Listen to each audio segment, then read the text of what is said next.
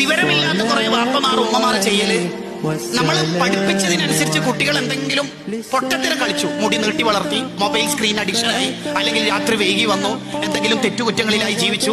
അപ്പോൾ ഇവർ ഉടനെ ലേലം ചെയ്യും, ശപിക്കും, നിരാശരാവും. അങ്ങനെയല്ല ഉണ്ടാവേണ്ടത്. മറിച്ച് രണ്ട് കാര്യങ്ങളാണ് അതിന്റെ പരിഹാരം. നന്നാവും, എന്റെ കുട്ടി നന്നാവും എന്ന പ്രതീക്ഷ ഉണ്ടാവണം. അവർക്ക് വേണ്ടി നന്നായി ദുആ ചെയ്യണം. മക്കൾ നന്നാവാനുള്ള പ്രധാനപ്പെട്ട ഒരു ഭൗതിക ആത്മീയ ടച്ചുള്ള ഒരു കാര്യമാണ് അവരുടെ ഉമ്മ വാപ്പമാർ നല്ല മ്യൂച്വൽ അണ്ടർസ്റ്റാൻഡിംഗ് ഉണ്ടാവണം എന്നുള്ളത്. അഡോൾഫ് ഹിറ്റ്ലർ പറയുന്നുണ്ടല്ലോ, ഞാൻ ഇത്ര ക്രൂരനായത് എന്റെ വീട്ടിൽ എന്റെ അമ്മയോട് എന്റെ രണ്ടാനച്ഛൻ ക്രൂരമായി പെരുമാറുന്നത് കണ്ടിട്ടാണ് ഞാൻ പഠിച്ചത്. അദ്ദേഹത്തിന്റെ എന്റെ സമരം എന്ന അഥവാ മെയിൻ കാഫ് എന്ന ആത്മകഥയിലുണ്ട്. ഉപ്പയമ്മി നല്ല അറ്റാച്ച്മെന്റ് ഉണ്ടാവണം.